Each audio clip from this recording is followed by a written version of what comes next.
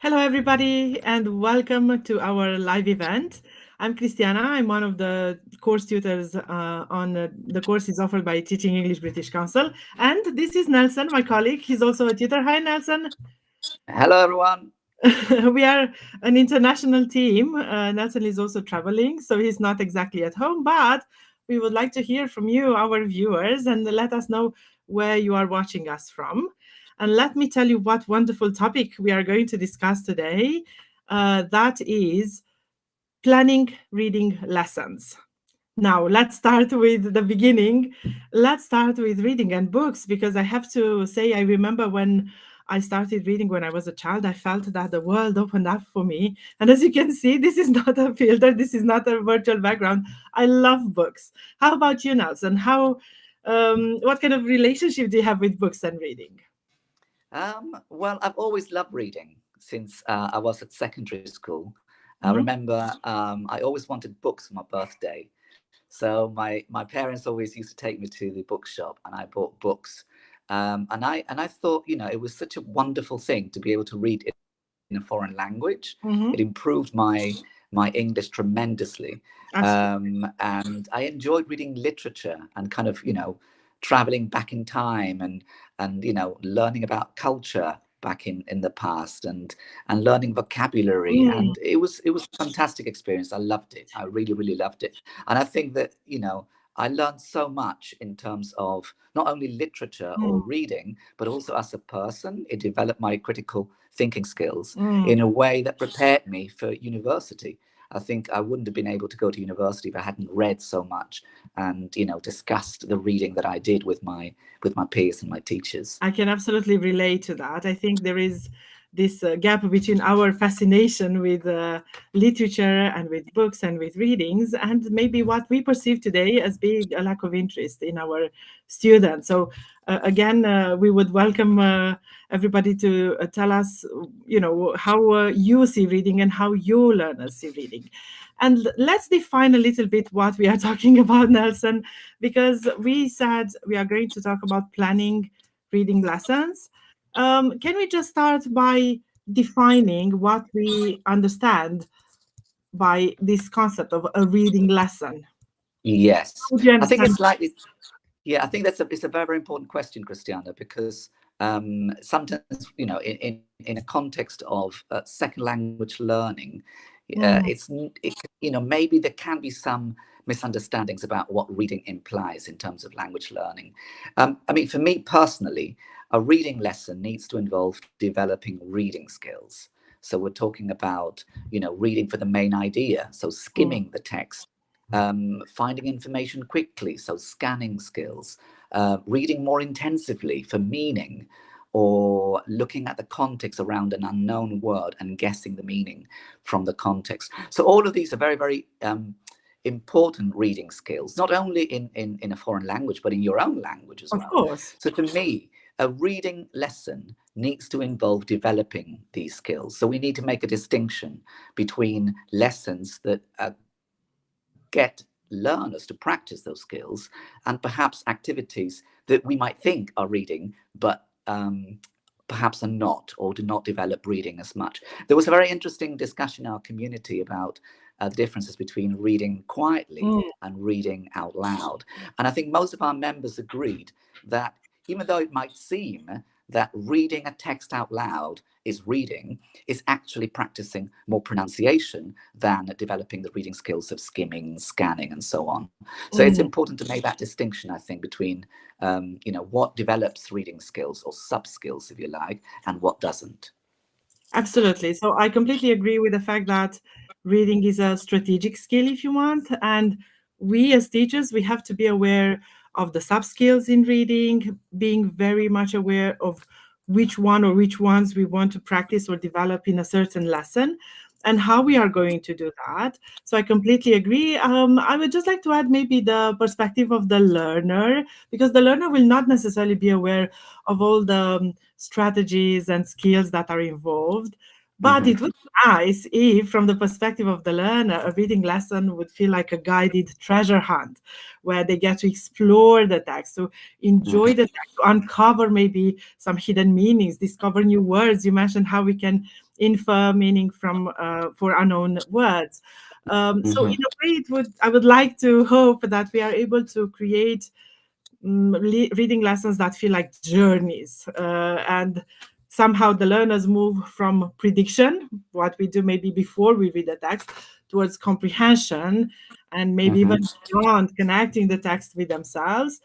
And I really liked what you said about developing thinking in connection to reading. So if we can take the learners from the stage of passive readers and make them active thinkers, mission accomplished. That would be a good reading lesson, I guess. Absolutely, absolutely, yes, because it's certainly a way of motivating learners to read, is by not only checking comprehension and Mm, practicing reading sub skills, but also involving them as people, as as readers, in a absolutely. real world scenario. So getting them to react to the text and to interpret the text and to give them the opportunity to give their opinions about the topic of the text.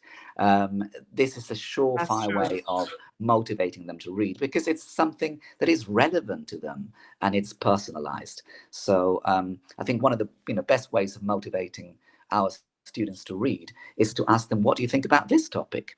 Mhm. You mentioned pre-reading. Yes, you can get them to predict, or you can get them to say what they know about the topic already. And after reading is getting them to discuss the topic. And perhaps, from there's so much that you can do. You could do a Absolutely. project, you could do a presentation about the topic, you could do a debate about the topic. So this is, a very good way of motivating learners to read is to involve them, not only in terms of reading, but also the other skills. So Mhm. integrating reading with speaking and listening Absolutely. and writing. And then, it becomes more task based, if you like, and more personalized and more motivating. I see that our colleagues agree with us. Victoria is saying in the chat that reading is an adventure that never ends, which is lovely. So that's really really nice to hear. Now you mentioned motivation, and this is a big part of what we do. We had many questions in the teachers community about how we can motivate learners. This is an obstacle we often perceive Hmm. because we feel that learners do not read anymore. This is a complaint that we often hear from teachers because they don't want to.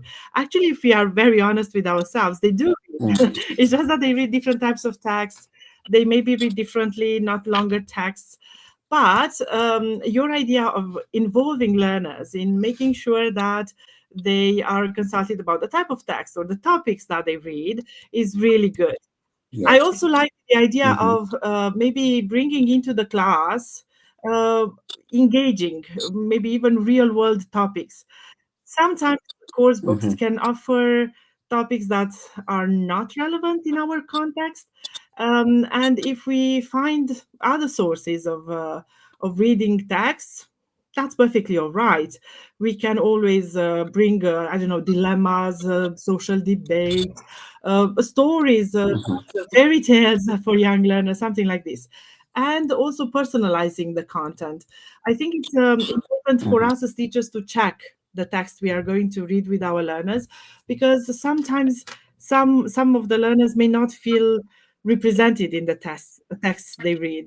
Yes. Sometimes there are Yes. texts only about I don't know, scientists, and maybe you have a class of artists, or the other way around, or lots of texts that focus on um, male role models, but nothing about female role models. So the girls in the class may feel Of forgotten. course. So we Of have to make course. sure that the text that we choose, even if they're in the course book, it doesn't mean it's a guarantee that they are well written and they are motivating for the learners. We Hmm. have to use our best judgment and make sure that the texts we bring, we either select them carefully, or even better, we select them with the help of our learners. Why not ask them to bring a text that they find interesting and they would like to debate? They are so present in on social media. There are lots of different blogs and posts on social media that are very interesting for them, Mhm. showing that we are open to that kind of reading because it's their world and it's their reality would Mhm. motivate them. So bringing the lesson into the real world, into their real world, and maybe not ours, would be really important. Any other Yeah. tips on how to motivate them, maybe? Well, it's what you were saying about giving them choice, Christiana. Hmm. One way of doing that, as you say, is allowing them to bring their own text that they want to discuss, maybe something that they've already read at home and they want to discuss it in class, and then you can make a reading lesson with that text. Hmm. Um, Another way of doing that is by doing extensive reading projects.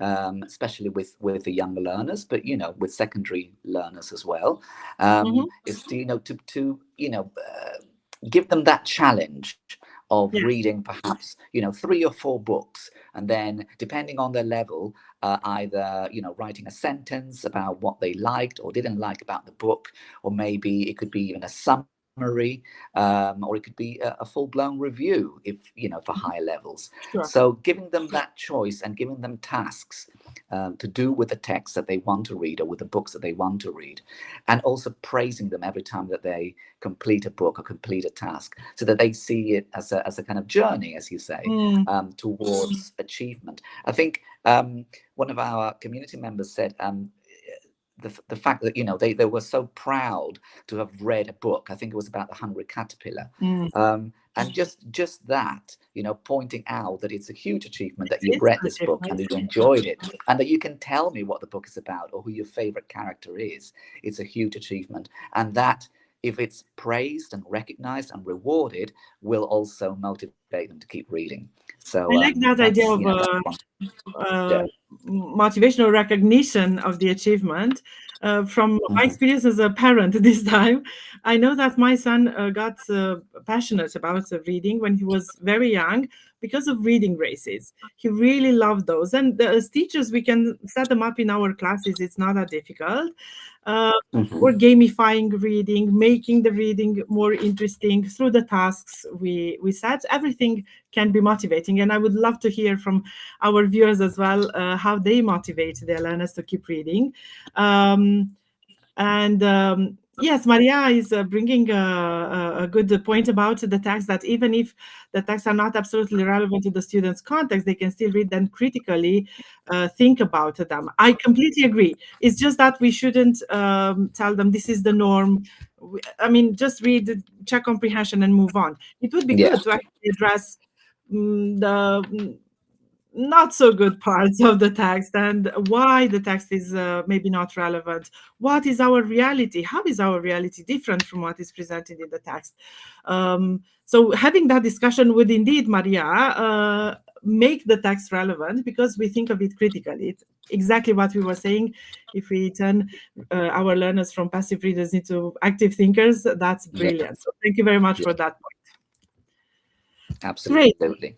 So, if we are talking about, we talked about what a reading lesson is, how we can motivate learners, and once we get them motivated, let's think about how we can actually find um, effective ways of setting learning outcomes that are clear.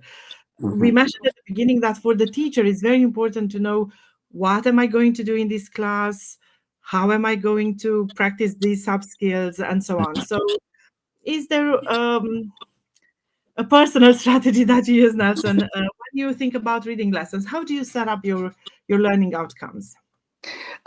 Well, first of all, it's important for the teacher to know what sub-skill you're Mm, practicing in each lesson.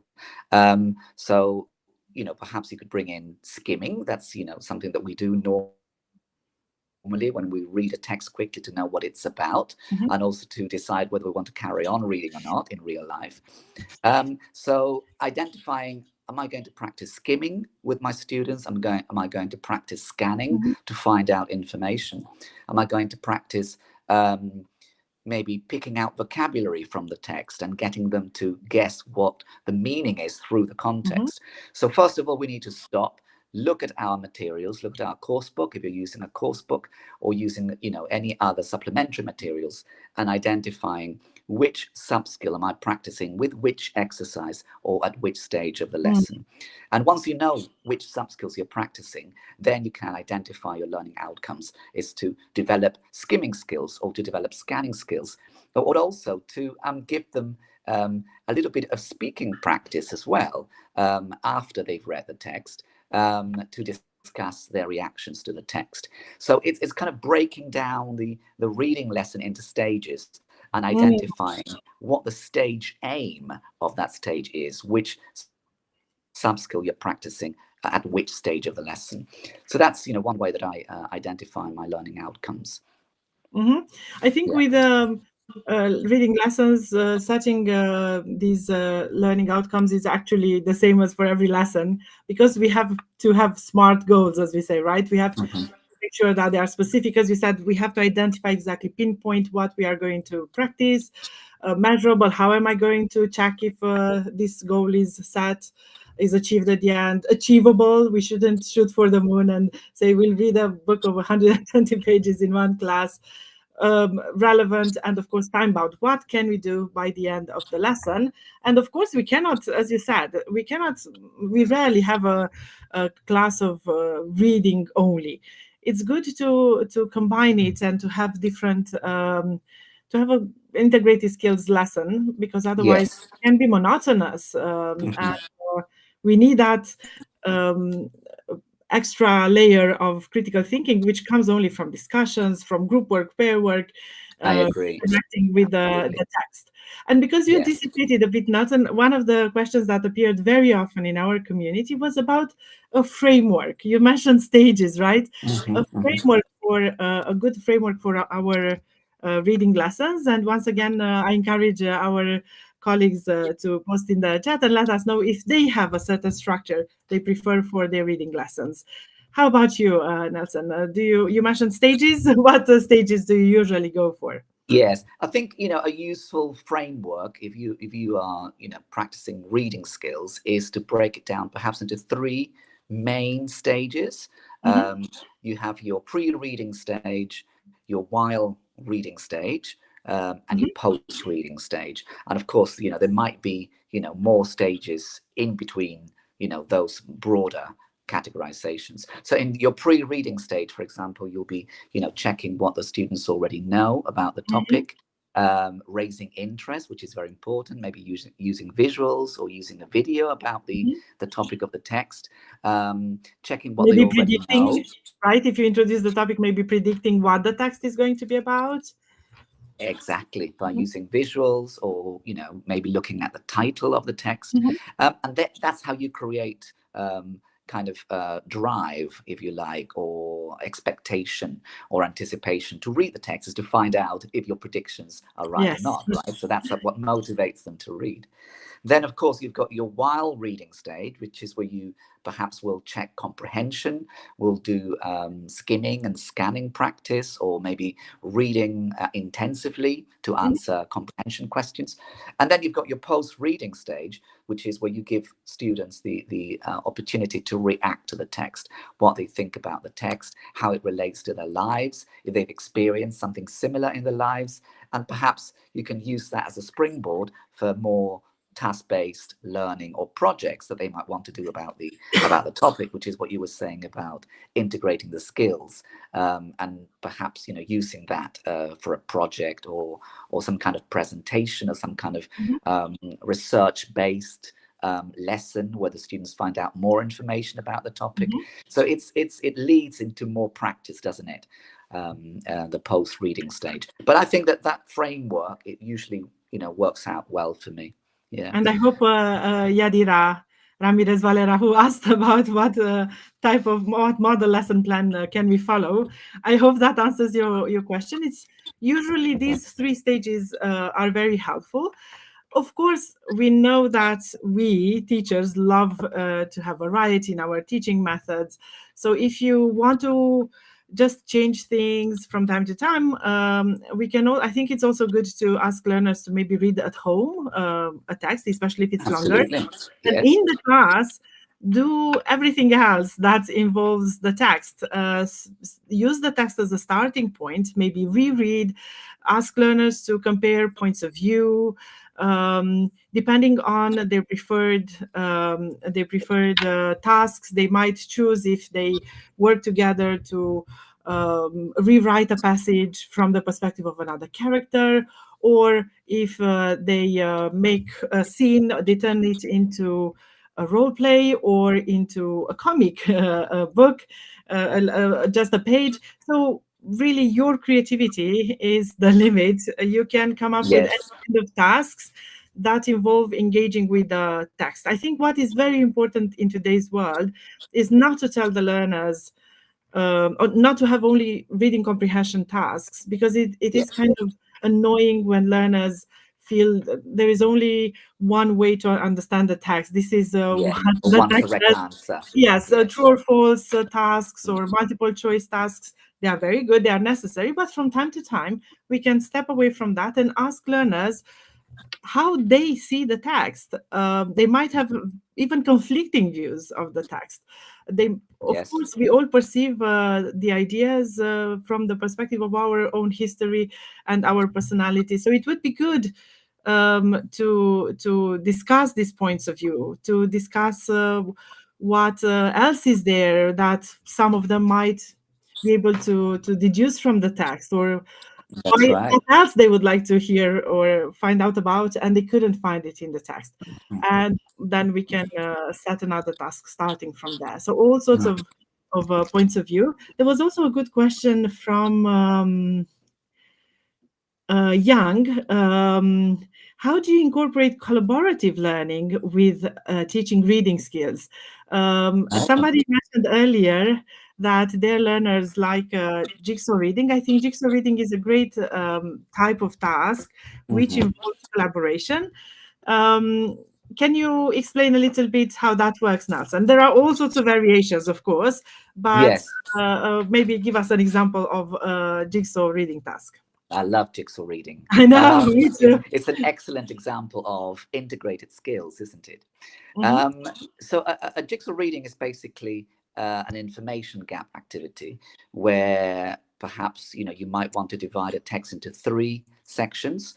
mhm, So the first section is A, the second is B, and the third is C. So you just break mhm, it up into three fragments, if you like, and then you would give learner A the A text, B the B text, and C the C text. mhm, And they would read their section.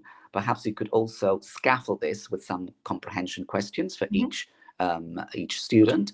And then after they've answered those comprehension questions and you've checked, perhaps by monitoring and helping each other, or you could also have two A's comparing their answers, two B's and two C's comparing their answers, just to make sure they understand the meaning of the text. And then you would put the A, B, and C together to fill each other in. So the A student would tell their group about their text, mm, the B about their text, and the C their text. So they could, do an ordering activity. For example, they could decide, which section goes first, which one goes second, and which one goes third. Or they are simply, telling each other about their text to perhaps answer questions that they can't answer without listening to their partner. So again, it's also listening skills. There's speaking, there's reading, and there's listening, mhm. and it's a fantastic way of bringing students together to collaborate together to understand the meaning of a text. So I think one of our community members said it creates a dynamic spirit of group work among the Yes, students. Um, absolutely. and And it's a another dynamic task that involves collaboration can also be a reading race. For mm, instance, if you have a text that requires having some headings reintroduced in above each paragraph, you can put the headings onto slips of paper. You mhm, create, I don't know, let's say 3 or 4 groups in the class, and you put the headings at the same distance from the group. It must be from the groups, different groups, and they have to read together, think what is the main idea of this paragraph, what would be a good heading for this one, and they send one person running to the pile of headings. They collect the one that is the closest. They come, they put it there. They read the next one together. They discuss what might be the best title here. Another person runs to get something that they find as being the closest. So it's a bit of competition, but also a lot of collaboration. I think Yes. these kind of activities work best when they involve a little bit of a challenge of a competition, but also working Yes. together to Yes, achieve. I like what you're saying, Christian, about an element of competitiveness, Mm, because especially younger learners love a bit of competition, and it mhm, also motivates them to read. mhm. For example, by doing a reading race, or if you like a more maybe not as active activity, you could also do a gallery walk, Yes. which is, putting the texts on the walls. Again, you could divide the text into different paragraphs and put the paragraphs on the walls. And then learners with their questions have to walk around the classroom Mhm, finding the answer to the questions in the different paragraphs on the walls. So that's another kind of competitive activity. You can do it competitively. Yeah, mhm. the first person to finish answering all the questions wins. Or you could simply have them, reading and then comparing their answers. But again, it's more kinesthetic, it's more animated, and it's more fun than perhaps reading a text sitting down, which is how we usually Quietly. read. Exactly. Yes, yes. Exactly. So I think our ideas all go towards this idea of turning the reading lesson into something engaging, interesting, collaborative, and why Hmm. not fun and personalized as well. Absolutely. We Yes. should listen to the learners, what kind of ideas they have, and what they would like to read more about. I also like to vary the kind of texts I use. Even in the same lesson, we were talking about the gallery walk or jigsaw reading. This works very well also if you choose the topic and then you choose texts that are not very long, but different types of text. You could have a non literary text, you could have a literary text. About the same topic, and then discussing the features of different types of texts, how a poetic style could change the information, even if it's basically the same type of information. What is different? How do you perceive it differently depending on how it's written, and so on? So Hmm. you can really be very, very creative. Absolutely. I Yes. saw a question from somebody in the chat. Um, about how we can it was Maria, I think, but now I can't see her question. Yes, I got it. Maria was saying it's difficult to monitor students progress and strategy use. Could you share ideas on how to do this? Unfortunately, answers to comprehension questions do not help very much. Yes, because if you just go through right or wrong, yes, you got the right answer, no, you didn't. It's not very representative. Maria, one thing that I like to do, also from the perspective of exams, because let's face it, quite often reading appears as a task in exams. I also like to check why the learners didn't get a certain answer correctly when we're talking about reading comprehension. Okay, try to understand, was it the meaning? What confused them? Was it a misunderstanding of vocabulary? Was it misjudgment of the intention of the author? Was it something that they didn't know? A topic where they don't have enough vocabulary. So I try to see that. But I understand from you that you want to see how we can keep track of their progress beyond just reading comprehension. Any ideas here, Nelson? How could we do that? Well, I always, have the text on the board. So it's not enough for me to hear the answers, or if it's Mm, true or false or whatever it is. I make them underline the answer in the text every time they find an answer. Um, for example, if it's a scanning exercise, they need to underline the answer, or an intensive reading exercise, they have to underline it, and then they have to come up and show the class where the answer is, because yes. some learners might not have answered that question correctly. So it's another opportunity for the learners to see where the answer is, especially, as you say, Mhm, in exam practice, where the question uses paraphrases or mhm, synonyms that are in the text. So they mhm, need to see that, this word and this word are synonymous, or this way of saying something is synonymous to this way of saying something. So it needs to be made explicit. So Yes. the feedback stage is very, very important whenever you're checking comprehension questions, because it gives the learners another chance to get the answer right, if you like, and for the ones who did get it right, to be kind of reassured that they have found the right answer. So that's one thing I always do, is underline the answer in the text, because as you say, it's very important for exam skills as well. One last idea for Maria before we wrap up. I remember that one strategy that I use with texts about the climate crisis, because, by the way, that is also one of the courses available right now, is to have a very short survey at the beginning of the class or of a unit on a certain topic, a very short one. They fill it in. Then we do our activities. In our case here, it could be reading a text. And then the same survey applied at the end could tell you a lot how their views changed. And that shows not only comprehension, but internalizing the information, making that information theirs, being able to go beyond understanding into maybe analyzing and evaluating the information. So something simple like a survey could help you understand if they made progress in how they read, how they understand reading. Mm-hmm. And I think that's it. Nelson, time flew by again. Oh, gosh. How that happens every single time. However, we managed to go through quite a lot. And we had some great questions from our teachers here. We do encourage you to join our community so that we can continue the discussions there. Just to wrap up, I remind you that we practically looked at how we can plan effective and fun reading lessons. We started by defining a bit what a reading lesson is. Then we looked at how we can motivate the learners, and we had some great ideas from you too. Thank you very much for those ideas. We discussed how we can set clear learning outcomes for reading lessons, and even those stages, the framework, and then how we can track the progress of our learners in reading lessons.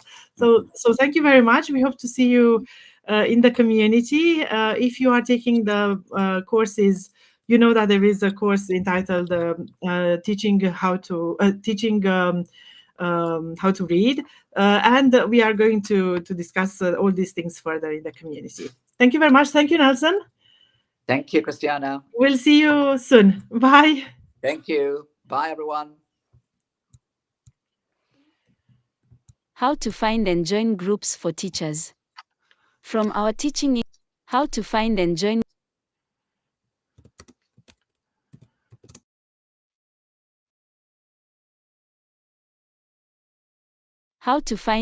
groups for teachers.